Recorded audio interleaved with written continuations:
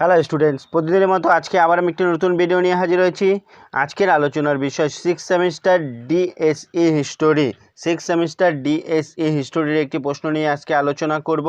প্রশ্নটি হলো, মূল্য বিপ্লবের ফলাফল কি হয়েছিল? মূল্য বিপ্লবের ফলাফল কি হয়েছিল? তোমরা যারা আমার চ্যানেলে নতুন তারা চ্যানেলটিকে সাবস্ক্রাইব করে নেবে, তাহলে সবার আগে নোটিফিকেশন তোমাদের কাছে পৌঁছে যাবে। কি বলছে? মূল্য বিপ্লবের ফলাফল। ইউরোপের অর্থনীতিতে মূল্য বিপ্লবের ফলাফল কিন্তু সুদূর প্রসারী ছিল। মূল্য বিপ্লবের ফলে ইউরোপের সর্বত্রই খাজনা বেড়েছিল, বাণিজ্য শুল্কও বেড়েছিল, সেই সঙ্গে কী হচ্ছিল, ফটকা বাজারিও বেড়েছিল, মানে অসাধু বাজার, এটাও কিন্তু বেড়েছিল। সর্বত্রই জমির দাম বেড়েছিল, সেই সঙ্গে জমির বাজার গড়ে উঠেছিল। সব দেশেই কী হয়েছিল, কম বেশি গ্রামীণ মধ্যবিত্তের আবির্ভাব ঘটেছিল।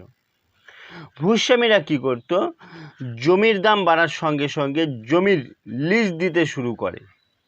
ভূমির রাজস্ব আদায়ের জন্য কি করে তারা, সর্বোচ্চ রাজস্বদাতাকে তারা জমি লিজে দেয়।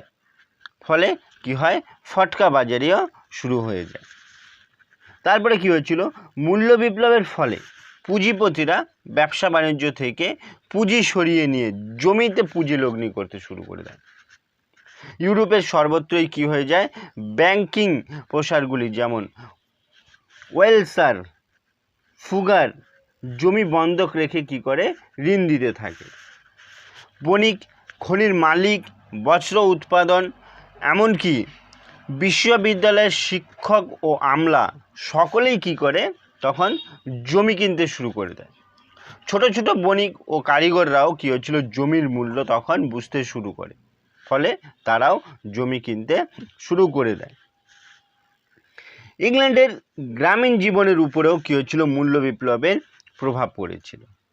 ভূস্বামীরা বেশি খাজনা নিয়ে কী হচ্ছিল, জমি বন্দোবস্ত করে। জমি ঘিরে নিয়ে অনেক ভূস্বামী কি করে, পশমের চাষ, মাংসের জন্য কি হচ্ছিল, ভেড়ার চাষ করতে শুরু করে। এই জন্য কি হয়, গ্রামে কি হয়, ভূমিহীন কৃষি শ্রমিক কাজ হারিয়েছিল। গ্রাম অঞ্চলে কি হয়, তখন একটা অসন্তোষ দেখা দিয়েছিল।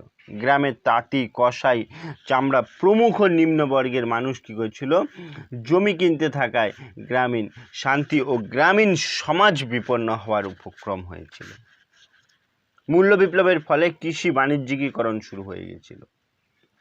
লাভজনক অর্থকারী কী হচ্ছিল, কৃষি পণ্য যেমন পশম, তুলা উৎপাদন বৃদ্ধি পেয়েছিল, তেমনি উৎপাদন ব্যবস্থার ধনতান্ত্রিক পদ্ধতির প্রসার ঘটেছিল। নিজেদের ভোগের জন্য নয়, বাজারে চাহিদার দিক থেকে তাকিয়ে লাভের জন্য তারা কি করত, তখন কৃষি পণ্য চাষ শুরু করেছিল। বর্জুয়ারা কি করছিল, এর ফলে লাভবান হতে শুরু করে, কি শিল্প বাণিজ্যের প্রসার শুরু করে। এবার শিল্প বাণিজ্য থেকে পুঁজি গড়ে ওঠে, এক কথায় যাকে বলা হয় মূল্য বিপ্লব। শিল্প বিপ্লবের অগ্রদূত, এই মূল্য বিপ্লবই ছিল কি, শিল্প বিপ্লবের অগ্রদূত। অন্যদিকে বলতে গেলে কি হয়, মূল্য বিপ্লবের অনুপাত কৃষি ও শ্রমিকের মজুরি বাড়েনি। আয়ের একটা বড় অংশই কী হয়েছিল, খাদ্যশস্যের জন্য ব্যয় হয়ে যেত। জমির খাজনা বাড়ার জন্য উৎপাদন ব্যয় বেড়ে যায়। গ্রামীণ অর্থনীতিতে একটা অশান্তি এবং অস্থিরতা দেখা গিয়েছিল, যা কৃষক বিদ্রোহ রূপে অন্তিমে প্রকাশ পায়। এর ফলে কী হয়েছিল, উদাহরণ ছিল 1525 খ্রিস্টাব্দে বা 1525 সালে জার্মানির কৃষক বিদ্রোহ। এই মূল্যবৃদ্ধির ফলেই কিন্তু জার্মানির কৃষক বিদ্রোহ হয়েছিল। আজকে এই পর্যন্তই। ভিডিওটি ভালো লাগলে লাইক করো, কমেন্ট করো এবং বন্ধুদেরকে শেয়ার করে দাও।